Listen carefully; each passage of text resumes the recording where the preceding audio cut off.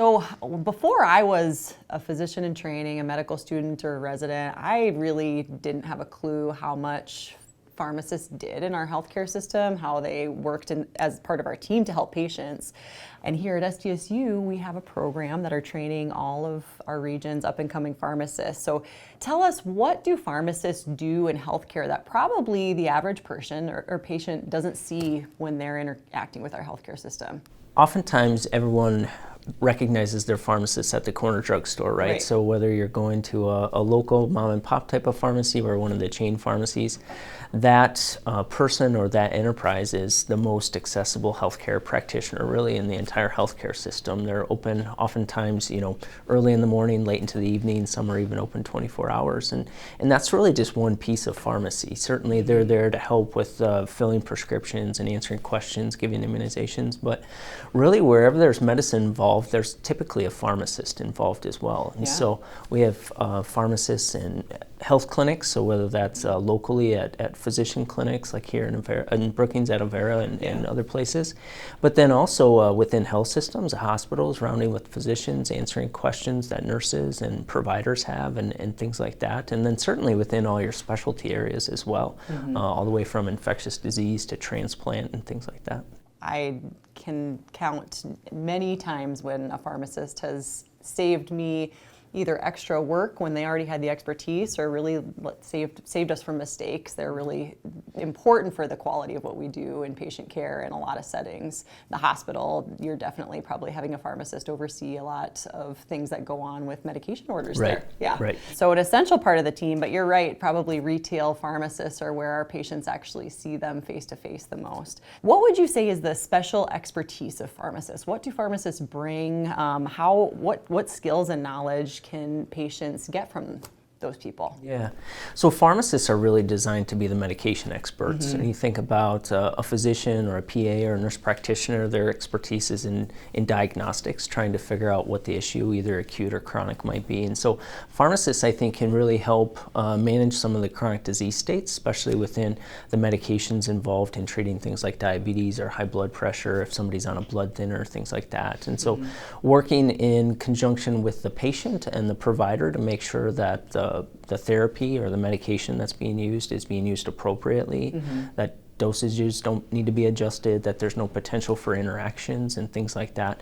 That's really where their expertise is when you look at the model, the healthcare model. How can a patient better utilize the expertise of those pharmacists in day-to-day life? And so maybe that's at the retail pharmacy or elsewhere. But yeah, I think it depends on where they tend to go. I think certainly if you're in a medical clinic where there's a pharmacist present trying to utilize that individual because they have access to your medical record and intercommunication with your provider. But certainly in the community setting, using that individual, if you go there to fill your prescriptions and you're looking to buy an over-the-counter medication or maybe a doctor suggests a new medication, talking about possible interactions and is it safe. And then certainly now with immunizations and whether that's COVID or flu, whether it's Shingrix for shingles or travel immunizations, pharmacists and pharmacies are accessible all times of the day to be able to give those shots, and I think that's a huge public health advantage. Yeah, it's interesting you bring up vaccines because when do you think pharmacies started being such an essential role player in vaccines? We saw them play a huge role in the rollout of our COVID vaccines this year, but they've been giving flu shots for quite a long time, but I assume that's not always been the case. When did that change? About 20 years ago, really, here in the state of South Dakota. So when I graduated from pharmacy school, it was still pretty new in our curriculum that we trained pharmacists to do that, and now it's done right away in the first year, so our students will give thousands of immunizations by the time they graduate. I actually saw statistics just last week that pharmacists gave more flu vaccines last year than any other health profession. And so I think oftentimes we think about it in nursing and things like that, but again, just the sheer accessibility of pharmacies and pharmacists helps them be an important component of that. Yeah, they've been crucial this year. So tell us a little bit about the graduates of our Sdsu College of Pharmacy. What do most of your graduates go on to do? Where do they go? What type of pharmacy are they practicing? Yeah, so our students tend to come back or go back to where they're from. So if you look at Sdsu in general, kind of a 250 mile radius around Brookings. And so our students tend to go back to those communities. I always say a net importer of students. So we have students that come from outside of South Dakota to go to Sdsu and then tend to keep them here. But our students, when we graduate a class of 65 pharmacists, a little over half will actually go on to do a residency. And so additional year or two of training is needed to really go into some of those specialty areas. You know, if you want to be a pediatric pharmacist or oncology pharmacist, somebody who works in pharmacogenomics, you're going to have to do 1, probably 2 years of additional residency above and beyond graduation. So about 50% there. Probably another 40% or so will go into community pharmacy, and then kind of everybody else is other, whether that's a consultant pharmacy or, you know, something else within industry or something like that is really where we see our students go. And that's been a pretty dramatic shift over the last few years. I would say probably 10 years ago it was 70% community pharmacy, 30% residency and other things, and now you're seeing a pretty distinct majority going into residencies and further training. Sure, and I'm sure there's also places in research and academia where a small number of people go, not unlike other branches of medicine. Right, regulatory pharmacy and those types of things, especially with trying to move more and more medications through the approval process and into the market and things like that. I find as a physician, my pharmacist, we have a pharmacist in our clinic, which has been amazing, or the use of our community pharmacist helpful when we're talking about drug interactions, people who are on a lot of medications and trying to minimize that, or even, you know, small things like making changes in doses of insulin and stuff like that. So I hope this enlightens our patients to really know what our pharmacists can do for them and how they can help. So I really appreciate you educating us a little bit about that. Go Jacks. Yeah, absolutely. Thank you.